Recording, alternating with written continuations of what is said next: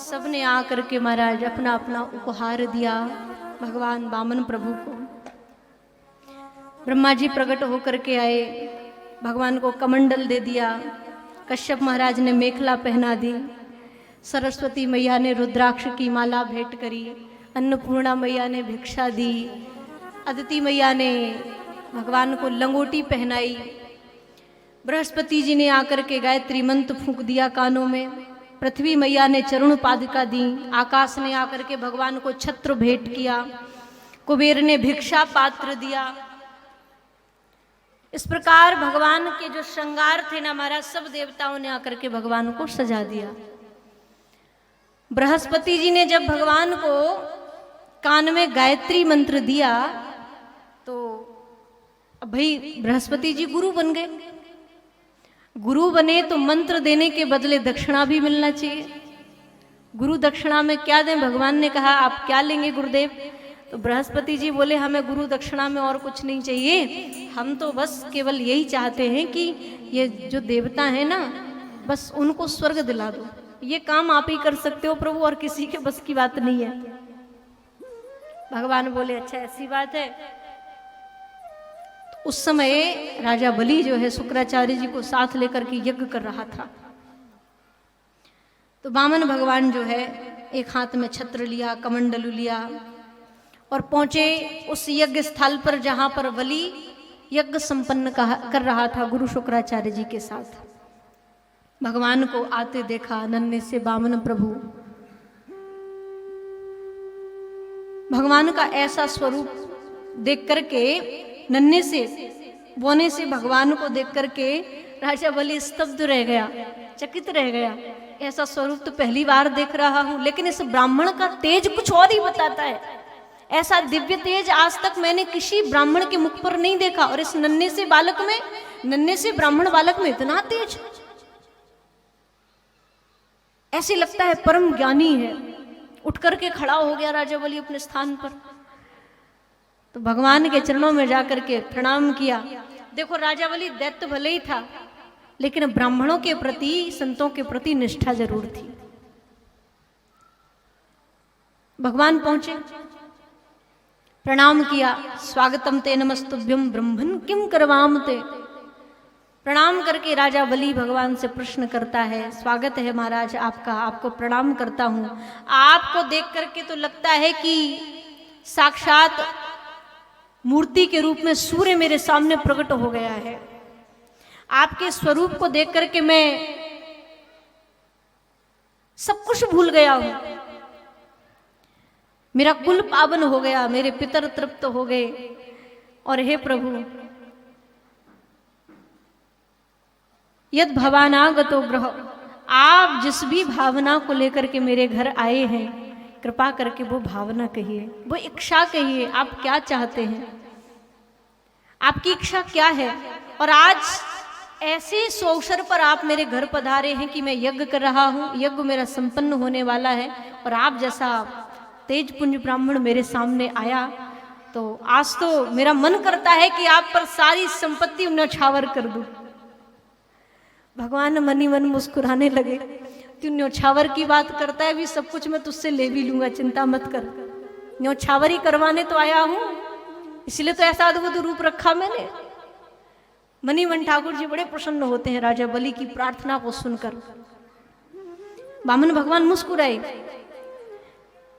और राजा बलि की प्रशंसा के इतने पुल बांध दिए भगवान ने, इतनी प्रशंसा करी राजा बलि की। बोले राजन, आपके बारे में जैसा सुना था आज मैं वैसा ही देख रहा हूं।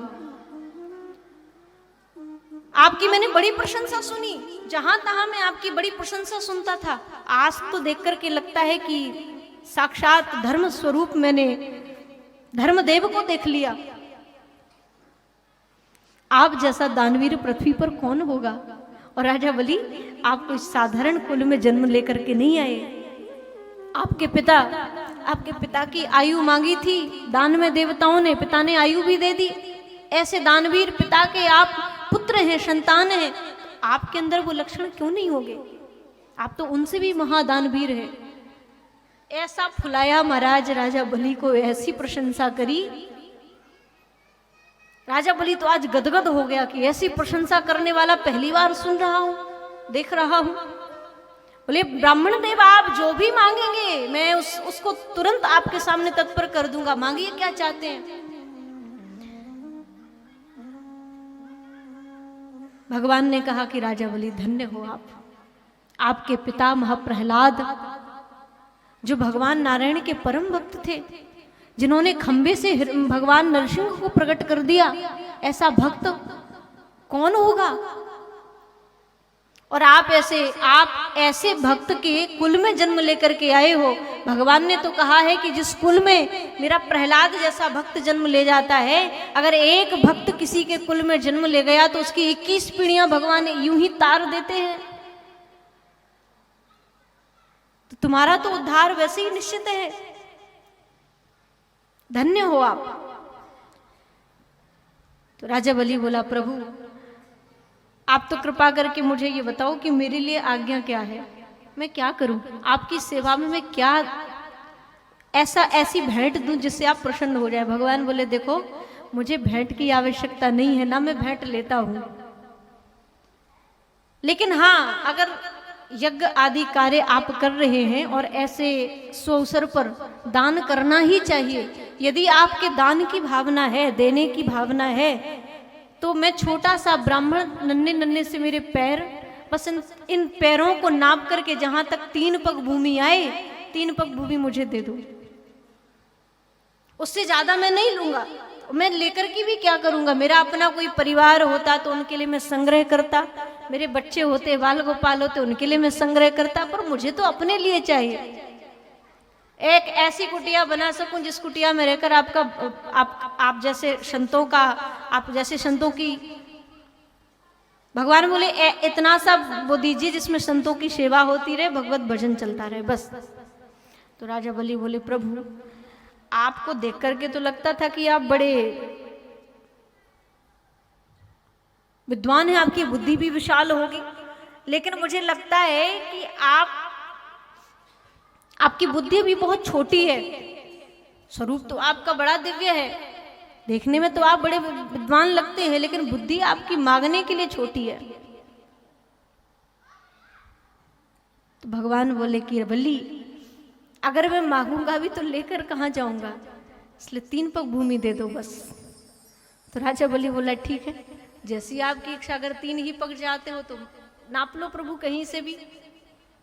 भगवान बोले ऐसे थोड़ी लूंगा, अरे दान दे रहे हो, भेंट होती तो चलो कैसे भी ले लेता, लेकिन इसलिए मैंने कहा भेंट नहीं चाहिए, दान चाहिए। ब्राह्मण दान का अधिकारी होता है, इसलिए अगर दान के तौर पर आप मुझे देना चाहते हो तो दान के लिए पहले संकल्प होता है, बिना संकल्प के दान नहीं दिया जाता। तो दान देना चाहते हो तो संकल्प करो। ब्राह्मण बोले, राजा बलि बोले कि ठीक है, अगर आपकी संकल्प की इच्छा है तो संकल्प भी मैं कर देता हूं। जल मंगाया और जल मंगा करके जो है जैसे ही संकल्प होना शुरू हुआ, शुक्राचार्य को महाराज लगा कि कुछ ना कुछ यहाँ खेल चल रहा है। आज तक ना तो ऐसा ब्राह्मण मांगने आया, और आया भी तो जो दे दिया वो ले गया, लेकिन संकल्प के लिए कभी कोई हट पकड़ करके नहीं बैठा। यहाँ तो लग रहा है कुछ ना कुछ कारण है, दाल में काला है। ध्यान लगा करके देखा तो दिख गई ये तो बामन नहीं, ये तो साक्षात नारायण है।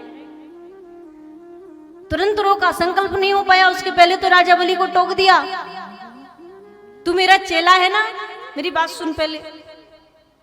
राजा बलि गए, बोले बताइए गुरुदेव। बोले देख एक बात बताऊं, तूने भी किया तो नहीं है संकल्प? बोले नहीं, संकल्प नहीं किया, बस हाँ कह चुका हूं कि दान दे रहा हूं। तो बोले मना कर दे, कह दे कि नहीं है, दान नहीं दूंगा, लेना है ऐसे ही ले लो। तो राजा बलि बोला प्रभु आप कैसी बात करते हैं गुरुदेव, आप गुरु हैं, और गुरु का धर्म होता है कि शिष्य को हमेशा सद्मार्ग पर चलाए, अच्छे मार्ग पर चलाए। अगर उसमें शिष्य का कुछ जाता भी है तो चला जाए, लेकिन शिष्य का कल्याण होना चाहिए, और दान तो कल्याण करने वाला है। बोले तुझे पता नहीं है, ये जो दान लेने आया ये ब्राह्मण नहीं है, ये बामन नहीं है, ये नारायण है। ये 3 पग में पूरा सब कुछ नाप लेगा, 2 पग में सब कुछ नाप लेगा, तीसरे पग के लिए तेरे पास कुछ नहीं बचेगा। दिशाओं को आदि, आकाश आदि, पृथ्वी भूतल आदि सब नाप लेगा। ये क्या दोगे तुम तीसरे पग में? राजा बलि बोले अब जो होगा सो देखा जाएगा, संकल्प कर चुका हूं मन में, अब मैं मुकर नहीं सकता। दान देने की कह दी मैंने।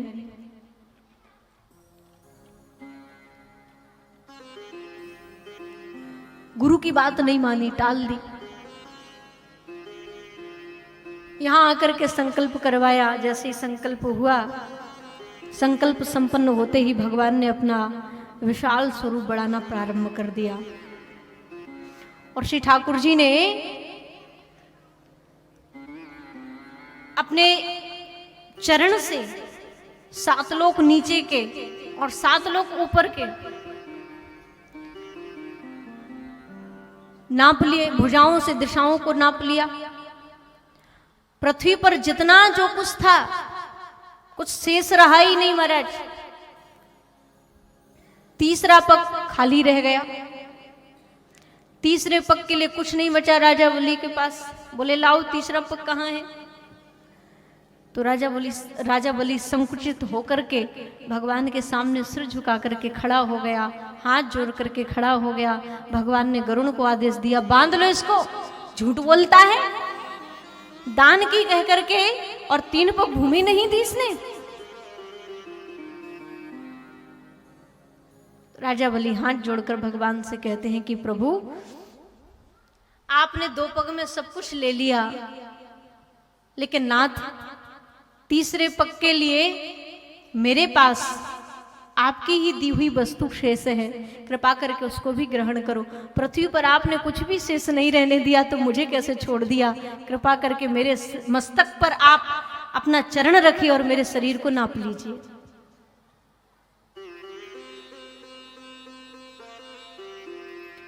भगवान ने राजा बलि के मस्तक पर सिर अपना चरण पधराया, उसके सिर पर अपना चरण पधराया। राजा बलि चरणों में बैठे और वो भगवान का चरण राजा बलि के मस्तक पर।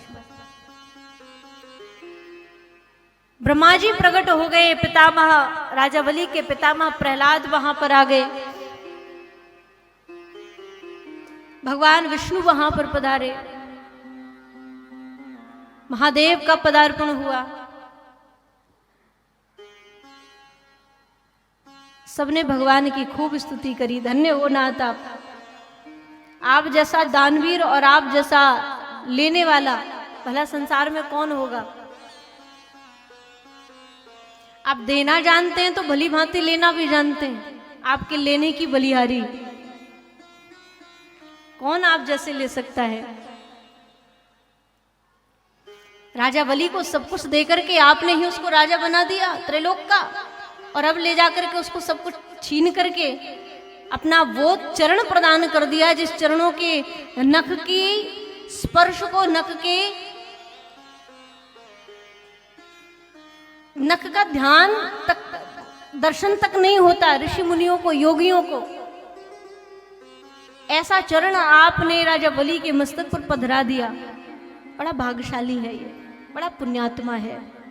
भगवान प्रसन्न हो गए, बोले कि राजा बलि मैं तुम्हारी इस भक्ति से बड़ा प्रसन्न हुआ, समर्पण से बड़ा प्रसन्न हुआ, मांगो क्या चाहते हो? राजा बलि ने कहा कि प्रभु कुछ नहीं चाहिए, बस कृपा करके ऐसे ही अपने चरणों का स्पर्श, अपने चरणों का पाद सेवन मुझे देते रहिए, बस यही मेरी आपसे प्रार्थना है। भगवान बोले जाओ, मैं तुम्हें सुतल लोक का राजा बनाता हूं, मैंने तुम्हें सुतल लोक प्रदान किया, राज्य करो। भगवान ने सुतल लोक का राजा बना करके विदा किया राजा बलि को। दान की बड़ी महिमा है। दान होना भी चाहिए तो ऐसी जगह होना चाहिए जहां वो दान का सदुपयोग हो, आपके द्वारा दिए गए धन का सदुपयोग हो। आपने जिस धन को दिया है उससे संत सेवा हो, भक्त सेवा हो, विद्या आदि की प्राप्ति समाज में बच्चों को प्राप्त हो। आज दानवीर तो बहुत बड़े बड़े हैं, देने वाले तो बहुत बड़े बड़े हैं, पर महाराज ऐसी जगह देते हैं जहां उस धन का कोई महत्व ही नहीं है। हाँ, अगर आप दान करना चाहते हो तो जहाँ विद्या नहीं है उस गांव में विद्यालय बनवा करके बच्चों को शिक्षा दीजिए। अच्छा विद्यालय बनवाइए, गौशाला बनवाइए, आश्रम बनवाइए, मंदिर का निर्माण करिए। अब देखिए इस ग्राम के, घोटिया ग्राम के ही भक्तों ने, दानवीरों ने इकट्ठे होकर के इस धर्मशाला को बनवाया और इस धर्मशाला का आज सदुपयोग हो रहा है। यहाँ भगवान की कथा हो रही है, भंडारे आदि होते हैं, पंक्ति आदि होती है, तो इसका सदुपयोग हो रहा है इस धन का। इसलिए आज अगर सदुपयोग आप करेंगे तो भगवान उससे दुगना आपको करके देते हैं। अगर नहीं दान करते तो भागवत कहाँ होती, कथा कहाँ होती। तो बड़ी प्रसन्नता की बात है, अगर धन है तो उसका सदुपयोग हमारे जीवन में होना चाहिए। अच्छे काम में धन को लगाना चाहिए। धन की जहां आपके धन का महत्व समझा जाए, कीमत समझी जाए, किसी गरीब को भोजन मिले आपके धन से, वो दान कहलाता है। तो राजा बलि ने भगवान को सुतल लोक भी स्वीकार प्रदान कर दिया कि प्रभु मैं राजा भले ही हूं, लेकिन राजा मैं नहीं हूं, राजा आप हैं यहाँ के। ये राजपाट, ये धन वैभव सब आपका है, आप इसको स्वीकार करिए। मैं तो बस केवल एक निमित्त मात्र बैठ करके यहाँ पर और सेवा कर रहा हूं। ऐसा भाव जब हमारा हमारे वैभव के प्रति होता है कि ये सब भगवान का है, ये सब हमारे प्रभु का है, तो वैभव को भगवान को प्रदान करके जब आप उसका भोग करोगे ना, तो उससे अपराध नहीं लगेगा। भगवान के धन को भगवान के कामों में लगा करके जब हम जो कुछ बचा हुआ प्रसाद स्वरूप हमें मिलता है उसका अगर हम भोग करेंगे तो फिर अपराध नहीं लगता है। तो सुखदेव भगवान कहते, राजा परीक्षित, राजा बलि का ऐसा दिव्य चरित्र है